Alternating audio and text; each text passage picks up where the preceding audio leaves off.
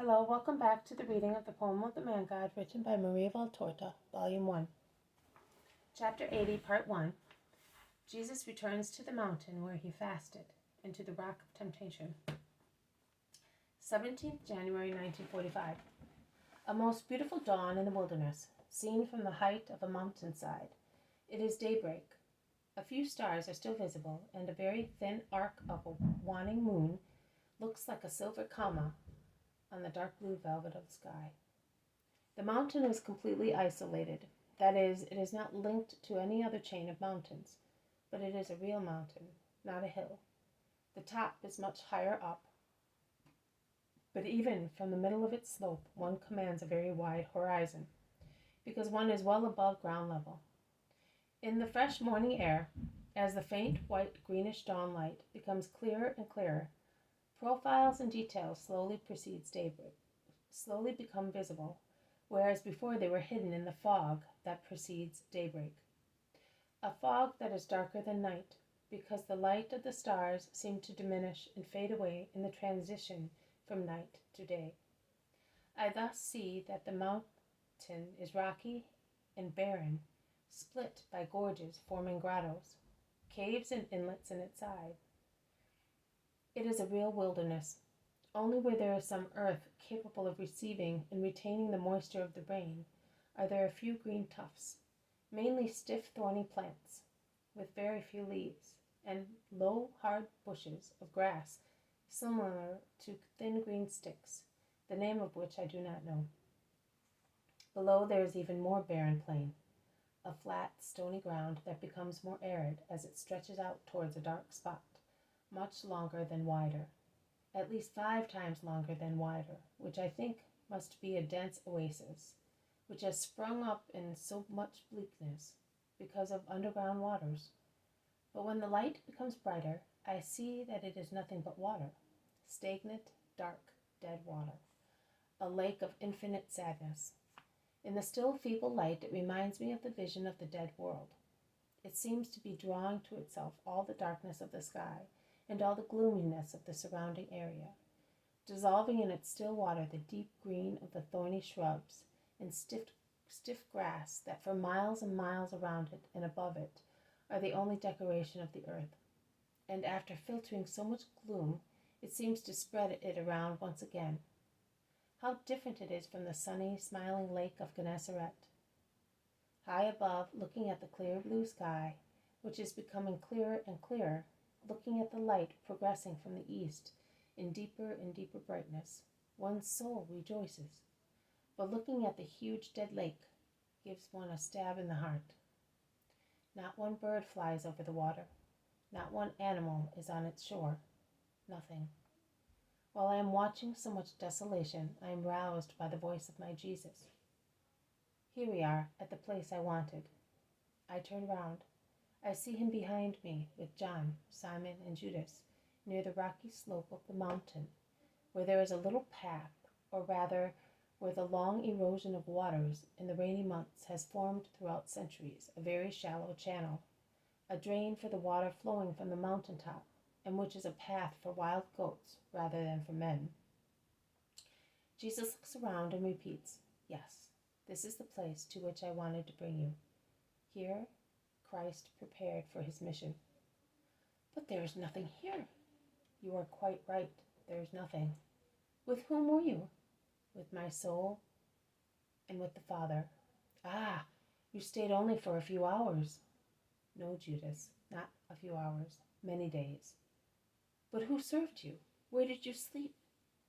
"My servants were the wild asses that came to sleep in their caves, where I also had taken shelter. My maidservants were the eagles that said to me with their harsh cries, 'It's daylight,' and they flew away to attack their prey. My friends were the little hares that came up almost to my feet, gnawing at the wild herbs. My food and my drink were the same food and drink of the wildflower, the night dew and the sunshine, nothing else." "But why?" "To prepare well, as you say, for my mission. Things well prepared for are successful. You said so yourself, and my thing was not a trifle, a useless thing which would glorify me, the servant of the Lord, but it was to make men understand what the Lord is, and by means of such understanding make him loved in the spirit of truth. The servant that is concerned with his own triumph and not with the Lord's is a miserable man. The servant who is anxious to make a profit, who dreams he will sit on a high throne built on the interests of God, which have been lowered down to the earth, whereas they are celestial interests, is also a miserable servant. He is no longer a servant, except in outer appearance. He is a merchant, a trafficker, a deceitful person who deceives himself and men, and would like to deceive also God. A wretched man who believes he is a prince, whilst he is a slave. He belongs to the evil one, his king of falsehood. Here, in this cave, Christ, for many days, lived fasting and praying to get ready for his mission. And where would you have suggested I would have gone to prepare Judas? Judas is puzzled and bewildered.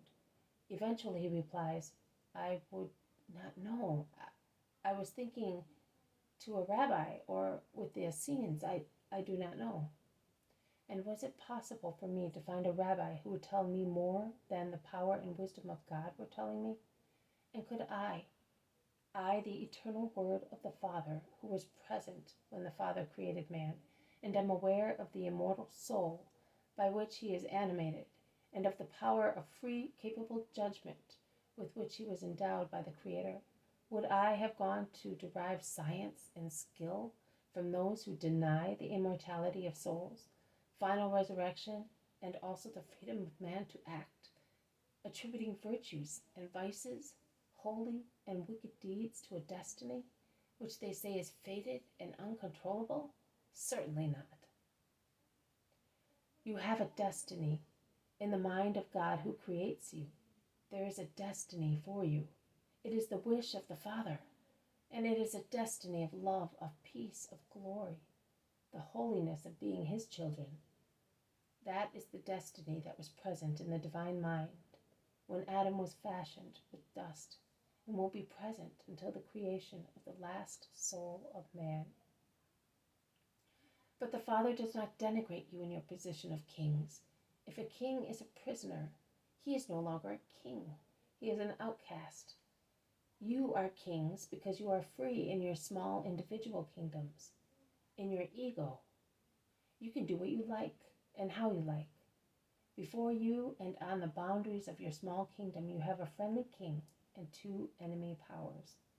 The friend shows you the rules, and he gives to make his followers happy. He shows them and says, here they are. With them, your eternal victory is certain. He, the wise and holy one, shows them to you so that you may put them into practice, if you want to, and thus receive eternal glory. The two enemy powers are Satan and the flesh. By flesh, I mean your flesh and the world. They are the pomps and enticements of the world, that is, the riches, feasts, honors, and powers which are obtained from the world and in the world, but are not always obtained honestly, and they are used even less honestly when eventually a man reaches them. Satan, the master of the flesh and of the world, speaks also on behalf of the world and of the flesh. He too has his rules. Oh, he certainly has. And as your ego is enveloped in the flesh, and the flesh is attracted by the flesh, as metal chips are attracted by a magnet, and the singing of the seducer is sweeter than the warbling of a nightingale in love in the moonlight, and among perfumed rose bushes, it is easier to follow those rules and incline towards those powers and say to them, I consider you my friends. Come in, come in. Have you ever seen an ally who remains honest forever, without asking 100-fold return for the help he has given? That is what those powers do. They go in, and they become the masters. Masters? No, galley sergeants. They tie you, men, to the galley bench. They fasten you with chains. They do not allow you to raise your head from their yoke, and their lash leaves bleeding marks on your backs if you attempt to escape. You either must bear to be torn to pieces and become a heap of shattered flesh, so useless as flesh as to be rejected and kicked aside by their cruel feet, or you must die under their blows. If you can bear that martyrdom, then mercy will come, the only one who can still have mercy on that revolting misery which the world, one of the masters, now loathes, and at which the other master, Satan, throws the arrows of his revenge. And mercy, the only one, passes by, bends down, picks it up, doctors it, cures it, and says, "Come, do not be afraid, do not look at yourself. Your wounds are but scars, but they are so numerous that you would be horrified as they disfigure you. But I do not look at them, I look at your goodwill. Because of your goodwill you are marked. Therefore I say to you, I love you, come with me." And he takes it to his country. You then understand that mercy and the friendly king are the same person. You find the rules he has shown to you, and you did not want to follow. Now you want them. And first you reach the peace of your conscience, then the peace of God. Tell me now, was that destiny imposed by the only one on everybody, or did each choose it for himself? It was chosen by each person. You are right, Simon. Was it possible for me to go to those who deny the blessed resurrection and the gift of God to be taught? I came here. I took my soul of the Son of Man and I gave it its finishing touches. And I thus finished the work of 30 years of humility and preparation in order to be perfect when starting my mission. Now I ask you to stay with me for a few days in this cave. Our stay will be less depressing because we shall be 4 friends, joining in our efforts against sadness, fears, temptation, and the desires of the flesh. I was by myself. It will be less painful because it is now summer, and up here the mountain winds lessen the heat. I came here at the end of the Tebeth moon, and the wind blowing down from the snowy tops was harsh.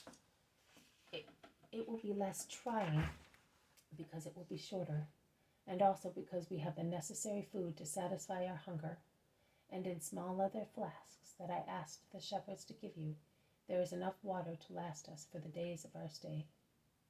I must snatch 2 souls from Satan. It can only be done by penance. I ask you to help me. It will be a training for you. You will learn how to snatch victims from mammon, not so much with words as with sacrifice. Words, the satanic uproar prevents one from hearing them. Every soul which is a prey of the enemy is enveloped in an eddy of infernal voices. Do you want to stay with me? If you do not want to, you may go, and we will meet at Tekoa, near the market. No, master, I will not leave you, says John, while Simon at the same time exclaims, You extol us by wanting us to be with you in this redemption. Judas does not appear to be terribly enthusiastic, but he puts a good face on, destiny, and says, I will stay. Well, take the flasks and the bags and put them inside. And before the sun gets hot, break some wood and gather it near the crevice. The nights are severe, even in summer, and not all the animals are gentle. Light a branch at once. Over there, a branch of the gummy acacia. It burns very well. We will search in the crevices, and with the fire we will drive out asps and scorpions. Go. This has been a reading from the poem of the Man-God, written by Maria Valtorta, Volume 1, Chapter 80, Part 1, of Jesus returns to the mountain where he fasted, and to the rock of temptation. Thank you for listening. I will see you tomorrow. May God bless you, and may peace be with you.